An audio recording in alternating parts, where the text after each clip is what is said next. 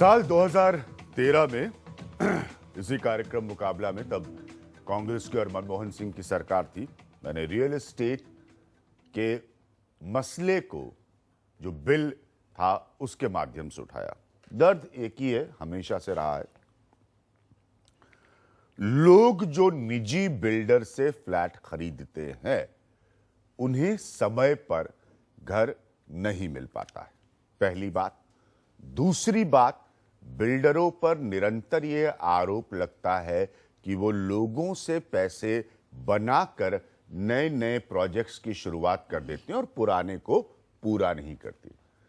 तीसरी बात, real estate एक ऐसा व्यापार बन गया जिसमें बड़े काले धन को अब्जॉर्ब किया जा सकता है, यानी कि वो पैसा डाला जा सकता है।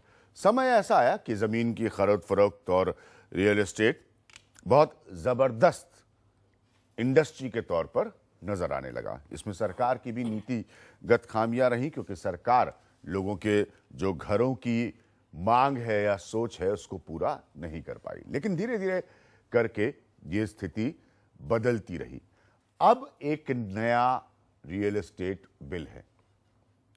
उसके हिसाब से क्या बिल्डर अब वाकई अपना प्रोडक्ट यानी कि कंज्यूमर का घर बनाकर उसको समय पर देगा, या कंज्यूमर की तकलीफें अभी भी कम नहीं होंगी? बिल्डरों को उनके काम करने के लिए जो क्लियरेंसेस सरकार के महकमे देते हैं, क्या वो पहले से ज्यादा जवाबदेह होंगे, अकाउंटेबल होंगे? ये बड़े गंभीर मसले हैं, क्योंकि आप सब जानते हैं सबका सपना होता है अब तो बड़ी बड़ी मल्टी स्टोरीड बिल्डिंग का जमाना है। एक घर सबको चाहिए होता है। पिछले बार जब हमने ये कार्यक्रम किया था तो मेरी कोशिश थी, और उसमें हमें थोड़ी बहुत सफलता भी मिली, कि बहुत सारे लोग जिनको घर नहीं मिल पाया बिल्डरों की लापरवाही के कारण या सिस्टम में देरी के कारण, तो उनको सीधे तौर पर इस कार्यक्रम के माध्यम से राहत मिल पाई। हम अभी भी कोशिश करेंगे इसको समझने और समझाने की। आपको हमेशा यह कहा जाता है कि दो तरह का बाजार होता है रियल एस्टेट से जुड़ा हुआ, अगर आप कंज्यूमर के दायरे से देखें। एक वो जो एंड यूजर का होता है, यानी कि जो मकान खरीदकर आखिरकार उसमें रहता है, और एक जो इस सोच से किसी प्रोजेक्ट में पैसा लगाता है कि उसकी कीमत ज्यादा होगी और फिर वो उससे पैसे का लाभ कमाएगा। मेरे साथ जो आज पैनल यहां पर मौजूद है, अनिल शर्मा जी मौजूद है, बहुत वर्षों से मेरे साथ इस विषय पर चर्चा कर रहे हैं। अनिल जैन मौजूद हैं, जो कि भारतीय जनता पार्टी को रिप्रेजेंट करते हैं। रमेश जी हमारे साथ मौजूद हैं। आप सब जानते हैं कि रमेश जी किसानों के और जमीन के मसले पर लगातार काम करते रहे हैं। और मेरे साथ मौजूद हैं सुमित सक्सेना, जो कि वाइस प्रेसिडेंट हैं बायर्स, जो लोग खरीदते हैं ये मकान, उनकी अपनी एक एसोसिएशन है, उनका अपना एक दर्द है, उसके बारे में वो बात करते हैं। सबसे पहले हम शुरू करेंगे इस बात से कि जो ये नया बिल है, जो ये कह रहा है कि आप लॉन्च, प्री लॉन्च बगैर सारी अनुमतियों के नहीं करिए, क्या ये पहले से बेहतर बिल है? अनिल शर्मा। देखिए, जो 2013 में बिल आया था, हाँ, उस बिल में थोड़ा सा बदलाव है, अमेंडमेंट है। हाँ, लेकिन जो इसमें सबसे पहला प्रमुख अमेंडमेंट है जो हम लोग के हिसाब से, वो पहला अमेंडमेंट है कि जो पहले था कि जो प्रोजेक्ट नया शुरू हो रहा है वहाँ से आपको सारे स्टेचूटरी कंप्लायंसेस और जो RERA real estate regulatory authority बनेगी उसके प्रावधानों के अनुसार डेवलपमेंट आपको करना है। एज सच बिल का जो पर्पस है, बिल का जो कंज्यूमर के लिए बहुत अच्छा बिल है, इसमें दो मत नहीं है। हम लोग इसका स्वागत करते हैं। ठीक है। लेकिन फिर जो नया बिल अभी आया है या ये बिल पास हो जाता है तो आगे फिर बार बार तो ये बिल एक्ट बनता नहीं है। इसलिए कम से कम अभी इसको डिटेल सुन करके, समझ करके, कंज्यूमर की बातों को रख के, डेवलपर की बातों को रख के, जो अप्रूविंग अथॉरिटी है उनकी तरफ से क्या है उनको रख करके, प्रॉपर्टी कंसल्टेंट्स हैं या फिनेंशियल इंस्टीट्यूशंस हैं। इस बिल में दो प्रमुख बातें मैं कहना चाहूँगा। एक तो कहा गया है कि जो प्रोजेक्ट कंप्लीटेड नहीं है कंप्लीशन जिनका नहीं मिला है, कंप्लीशन सर्टिफिकेट नहीं मिला है, अब वो भी इस एम्बिट में आएंगे। बहुत ऐसे प्रोजेक्ट हैं जो कंप्लीटेड हैं, पोजीशन स्टेज में हैं, लेकिन ऑथोरिटीज के कारण या कई समस्याओं के कारण, कहीं लीगल मसला है, कहीं एनजीटी का मसला है, कहीं ऑथोरिटीज के वाटर सप्लाई का मसला है, इलेक्ट्रिसिटी का मसला है, उसके कारण उसको नहीं मिल पाया कंप्लीशन। अब वो पिछले 4 साल का जितना भी वो जिस रास्ते से उसने वहां से आकर के अभी प्रोजेक्ट को खड़ा किया है, अब जो रेगुलेटरी अथॉरिटीज है पिछले 4 साल की चीजों को डील करेगा। या तो प्रोजेक्ट हो सकता है थोड़ा डिलेड भी हो बहुत सारे कारणों से। अब इन सारी चीजों को अगर इस बिल के एम्बिट में लाया जाएगा तो इससे लिटिगेशन बढ़ेगा, इससे कंस्ट्रक्शन स्लो होगा, कंज्यूमर फ्रेंडली ये आप नहीं। बिल्डर को बेचारा क्यों कह रहे हैं? मैं बेचारा कहाँ कर रहा हूँ? नहीं, आप बिल्डर को बेचारा कंज्यूमर कहने को की बेचारा कोशिश- कह रहा नहीं, आप ये बताने की कोशिश कर रहे हैं कि अगर उसने 4 साल में भ्रष्टाचार या गलत तरीकों से इजाजत ली या नहीं ली, या हम सब जानते हैं सिस्टम में भ्रष्टाचार है जहां तक रियल एस्टेट का, तो अब बजाय वो सुधार करने के क्या आप चाह रहे हैं कि उसकी सारे पास्ट के गलतियों को माफ कर दिया जाए और कहा जाए चूंकि इनको घर देना है तो आप चलिए आगे बढ़िए? बिल्कुल नहीं, मेरा ये कहना नहीं, मेरा ये कहना है कि जो स्टैट्यूटरी अप्रूवल्स आपको लेने पड़ते हैं, आज भी लेते हैं, ऐसी बात नहीं कि बिना अप्रूवल के घर बनता है, आज भी लेते हैं और नए प्रोजेक्ट्स में भी लेंगे। कहने का मतलब है कि कंप्लीशन नहीं मिलने की वजह क्या होती है? ठीक है, अप्रूविंग अथॉरिटी को भी रिस्पॉन्सिबल होना चाहिए। मनोज गौड़ जी भी आ गए हैं। अब हम लोग इंतजार कर रहे थे, थोड़ा सा विलंब हुआ आपकी वजह से कार्यक्रम शुरू करने में, कोई दिक्कत नहीं। अनिल शर्मा जो बात कर रहे थे, अनिल जैन, पहला पॉइंट यही निकल कर आ रहा है, ये 2013 के भी इसी प्रोग्राम में डिस्कस हुआ था कि अथॉरिटी को आप कैसे फिक्स करें। देखिए अभिज्ञान जी, जो इन्होंने बात रखी है कि एक तो ये स्वागत योग्य बिल है और ये बिल्डर होते हुए ये स्वागत कर रहे हैं और बायर्स के लिए भी अच्छा बिल है, तो बिल की भावना बेसिकली इस रियल एस्टेट सेक्टर को बढ़ाने की है और बायर को सहूलियत और कंफर्ट देने की है, बिल्डर को भी परेशानी ना हो। एक बात तो ये दोनों तरफ से बहुत सारे लोग ये भी कह सकते हैं कि इस बिल की भावना बिल्डर को डराने की है। नहीं, डराने की होती तो एस्क्रो अकाउंट में 70 से 50% नहीं करते, डराने की नहीं, इस सेक्टर को बढ़ाने की है। दूसरी बात, जहां तक इनका कहना है कि अभी कोई भी बिल कभी भी किसी भी समय लागू करेंगे तो कोई कट ऑफ डेट रखी जाती है, उस समय जो जैसी स्थिति है उसके हिसाब से बढ़ा जाता है। ये नहीं हो सकता कि आप पुराने मानो 6 लाख से ज्यादा बायर अभी भी भटक रहे हैं, जैसा अभी आपकी बातचीत में आया, तो अगर उनको छोड़ दें, अब नया जो आएगा उसको लें इसकी एम्बिट में, ये ठीक नहीं है। आने तो सारी चाहिए, क्योंकि जो बिल्डर ने वही अनिल जी पॉइंट है। मनोज गौड़ जी जो है वो अब ट्रेडाई के भी अध्यक्ष हैं एनसीआर के, मैं उनके पास आऊंगा। अनिल जी, ये बड़े सरल विषय हैं। 2013 के भी यूपीए के बिल को मैंने क्वेश्चन किया था इसी कार्यक्रम के माध्यम से। सवाल ये है कि बिल्डर हमेशा कहते हैं, इनकी एक कॉन्फ्रेंस में भी मैं गया था अनिल जी की, अब जिसके अध्यक्ष हैं मनोज गौड़ साहब, वो ये कह रहे हैं कि सिस्टम डिले करवाता है, अथॉरिटी डिले करवाती है।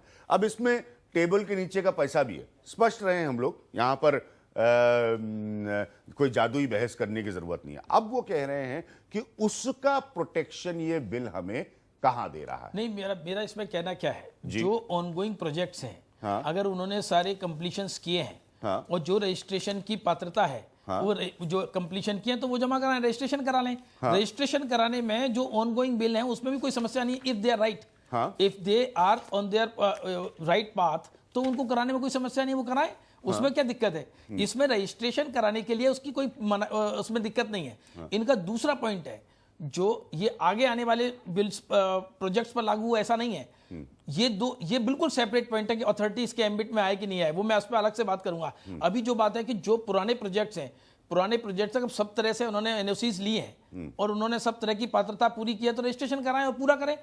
इनकम्प्लीट प्रोजेक्ट्स हैं जिसकी वजह से ये सब लोग सफर कर रहे हैं। आप लोगों को साफ जवाब नहीं दे पाते, आप लोग बिल्डर्स।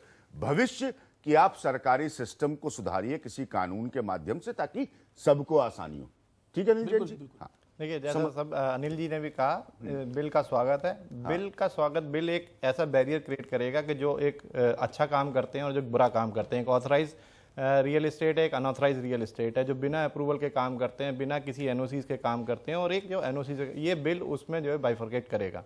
कंज्यूमर के लिए भी उसको केवल एक अथॉरिटी की वेबसाइट देखनी है कि उसमें वो रजिस्टर्ड है, उसके पास आईडी है, उसके पास लॉगिन पासवर्ड है, तो बहुत सारी चीजें उसमें कम हो जाएंगी। लेकिन अभी जैसे इन्होंने कहा कि ठीक है अप्रूवल के बाद मेरा रजिस्ट्रेशन हो जाएगा, उसके बाद मैंने बिल्डिंग टाइम पे बना दी, उसके बाद अथॉरिटी में एक ऐसा आदमी बैठा है कि जो मेरी सारी फॉर्मेलिटी पूरी करने के बाद भी मेरे को कंप्लीशन नहीं देता, तो हमारे लोकल बाई लॉज में और यूपी अलग से मांगता है नहीं, हाँ वो तो उनके प्रॉब्लम है, लेकिन यूपी बाई लॉज में, यूपी अपार्टमेंट एक्ट में 90 डेज का ऑटोमेटिक जो है क्लियरेंस है कि 90 डेज के अंदर अथॉरिटी क्लियरेंस नहीं देती है तो डीम्ड कंप्लीशन माना जाएगा। This is a part of the act. हम कह रहे हैं कि इसको आप लेके आइए या अथॉरिटी को अकाउंटेबल बनाइए कि अगर सारे एनओसीज हैं डेवलपर के पास तो आपको इतने दिन में एनओसी देना पड़ेगा। बट वो वेस्टेड इंटरेस्ट से मैं कितने ही एग्जांपल दिखा दूं जो बिल्डिंगें तैयार हैं जिनको 6 से 8 महीने तक एनओसी नहीं मिल रहा, तो उसमें कंप्लीशन सर्टिफिकेट नहीं मिल रहा। समझ गया। हाँ। दूसरा एग्जाम्पल अभी आपके सामने ही है, 65,000 फ्लैट नोएडा में बने तैयार खड़े हैं जिसमें डेवलपर का कोई कसूर नहीं है। उसमें वो एनओसी भी नहीं चाहिए थी जो एनजीटी ने रोक लगाई उसके अंदर कि बर्ड सेंचुरी जो कि एकदम से बीच में आ गई, उसमें सेंट्रल गवर्नमेंट के पास कम से कम 8 महीने से वो बिल पड़ा है, उसको क्लियर करें, 65,000 लोग अपने घर में जाएं, उसमें डेवलपर का भी कसूर नहीं है, इन बेचारों का भी नहीं है, ईएमआई भी दे रहे हैं, ये इंटरेस्ट भी दे रहे हैं और मकान बने खड़े रखे हैं। अब समझे मैं क्यों ये बहस वापस कर रहा हूं 2013 के बाद। बहुत सारे मुद्दे हैं, समझिए ये इतना आसान नहीं है। रमेश जी अब आपसे वापस शुरू करूंगा। अब ऑलरेडी आप सुन रहे हैं तो अब आप इसमें समझ रहे हैं कि इसमें एनजीटी का भी मसला है, इसमें पास्ट के क्लियरेंसेस पर अथॉरिटी की मोहर नहीं लगने का मसला है, और इसमें अंततः जो मेरे लिए मसला है वो है इनके परेशान होने का, इनकी तनख्वाह में से ईएमआई जाने का और फिर भी इनको घर नहीं मिलने का। देखिए मुझे लगता है मैं निश्चित तौर पे एक्ट का तो स्वागत करूंगा क्योंकि एटलीस्ट एक नई रेगुलेटरी मैकेनिज्म के साथ ये एक्ट आया है, तो सरकार को इस चीज़ के लिए बधाई। लेकिन दूसरी बात जो मुझे लगता है कि क्या जिन बड़े शहरों की या जिन शहरों में रियल एस्टेट के माध्यम से शहर के विकास की बात कर रहे हैं वहां रहने वाले 50% जो झुग्गी बस्तियों के रहने वाले लोग हैं, क्या उनके भी अच्छे दिन आएंगे क्या इस एक्ट से? मुझे लगता है कि शायद उसका जवाब इस पूरे लेकिन वो एक्ट तो वो अंग्रेजी में एक जुमला है अफोर्डेबल हाउसिंग, वो एक अलग बहस है। जी मैं वो हम हाँ नहीं क्योंकि इनके प्रधानमंत्री उस पर भाषण दे देते हैं बिल्कुल, लेकिन मैं उसकी नरेंद्र मोदी, लेकिन मैं उसके एक या दो पक्ष को जो है वो रखना चाहूंगा कि प्रधानमंत्री देश के सबके, लेकिन नहीं एक मिनट, इसलिए मैंने कहा बहुत सारे विषय है, क्योंकि एक चीज जान लीजिए, मैं मनोज गौड़ की दूसरी बात से जो अग्री कर रहा हूं, और ये पहले भी मसले उठे हैं, क्योंकि छोटे छोटे तमाम बिल्डर जो बने जिनकी असलियत में आर्थिक हैसियत नहीं थी बिल्डर बनने की, वो ये छोटे घर बनाने के नाम पर बने, ये भी एक बहुत बड़ी सामाजिक समस्या है। मैं यहाँ पे 2 मसले जो है वो उठाना चाहूंगा निश्चित तौर पे कि 1956 में जो है वो झुग्गी बस्ती उन्मूलन कानून भारत सरकार लेके आई थी। 1956 याद रखिए, जब शहरीकरण के बारे में हम लोग कोई दूर तक जो धारणाएं नहीं थी, और उसका मकसद था कि झुग्गी बस्ती मुक्त जो है वो शहरों का विकास हो। 2011 में यूपीए की सरकार ने जो है वो एक और कानून लाया जिसमें जो स्लम डवेलर्स के रहने वाले हैं उनको प्रॉपर्टी राइट्स देने की बात की गई। मॉडल एक्ट था, काफी अच्छा एक्ट था, लेकिन दुर्भाग्य से पूरे देश में लागू नहीं हो पाया, केवल उड़ीसा ने इसको लागू किया। अब इसके समानांतर देखते हैं कि वाकई में शहरों में रहने वाले गरीबों को जो जमीन देने की बात थी 1976 में तो कर दी गई शहरी हदबंदी कानून के तहत, 2 लाख एकड़ जमीन भी एक्वायर हुई, लेकिन बटी कितनी? 5% से भी कम। तो वाकई में इन तमाम जो कानून जो आएंगे, यदि उसका मकसद झुग्गी बस्तियों में रहने वाले 11 करोड़ लोगों के हित की बात यदि नहीं होती, तो मुझे लगता है कि इसमें गंभीर खामी है। और मैं एक छोटा सा इसमें सुझाव देना चाहूंगा कि जो रियल एस्टेट कंपनीज या जो रियल एस्टेट बिल्डर्स इन शहरों में जो है वो निर्माण का काम कर रहे हैं, क्या वे अपने कॉर्पोरेट सोशल रिस्पॉन्सिबिलिटी का पूरा पैसा उन झुग्गी बस्तियों के विकास के लिए लगा सकते हैं? सीएसआर को आपने प्रश्न उठाया, लेकिन मैं आपको एक छोटी सी बस जानकारी के तौर पर देना चाहूंगा। हाल के महाराष्ट्र चुनाव में मैं वापस अपने पसंदीदा शहर मुंबई में था, और कई वर्षों के बाद वापस धारावी गया, और इस कार्यक्रम में 6 घंटे लग जाएंगे अगर आपको मैं बताता रहूं कि धारावी के लिए कितनी स्कीमें आ चुकी हैं उसके रीडेवलपमेंट के लिए। और यकीन मानिए, ये कार्यक्रम की आपको प्रति भेज दूंगा, कोई बदलाव नहीं आया, कोई नहीं आया, नहीं आया है। मुंबई ये बहुत बड़ा, मतलब ये 56% एशिया का सबसे बड़ा स्लम है। तो मैं कितनी बार वहां वही अंधेर गलियां हैं, वही छोटे बच्चे आपको उन गलियों में लेके जाते हैं। तो मुंबई में कोई रियल एस्टेट इंडस्ट्री छोटी नहीं है। सुमित जी, क्या आपको लगता है सबसे बड़ी समस्या? सबसे बड़ी समस्या तो बायर के लिए ही है जी। ये सब स्वागत है बिल का, अच्छा, बट सबसे इम्पोर्टेंट क्या है, इम्प्लीमेंटेशन ऑफ एनी लॉ। जैसे यूपी में ऑलरेडी यूपी अपार्टमेंट एक्ट है, जो उसमें सारी, जैसे बताया कि सारी चीज़ें, काफ़ी चीज़ें इसमें कवर करता है, बट उसका जो इम्प्लीमेंटेशन है, अगर वैसे ही implementation real estate regulatory bill का होगा तो फिर तो फायदा नहीं है।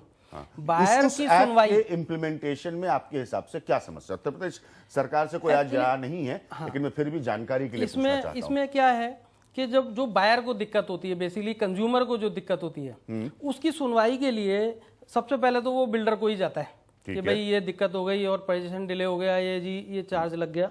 लेकिन आपकी क्रेडाई में काफी शिकायतें दूर होती है, ये मैंने आपके रिडर्सल फोरम हमने बनाया हुआ है। सर, उसमें क्या होता है कि जब वो एक टेबल से दूसरे टेबल पे जाता है, दूसरे टेबल से तीसरे टेबल पे जाता है, ईमेल करता है जगह जगह, उसकी कहीं बिल्डर के वहां तो सुनवाई होती नहीं है। ठीक है, फिर अथॉरिटी में जाता है।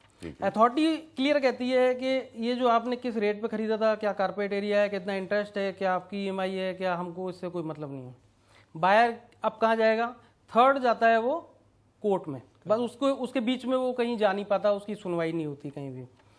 तीसरी चीज़ ये है कि जैसे टाइम बाई टाइम यहाँ पर, जैसे आप देख रहे हो कि 5 साल 2010 में जो है नोएडा एक्सटेंशन की शुरुआत हुई थी, वहाँ बढ़िया अफोर्डेबल हाउसिंग था, लोगों ने बुक कराए थे।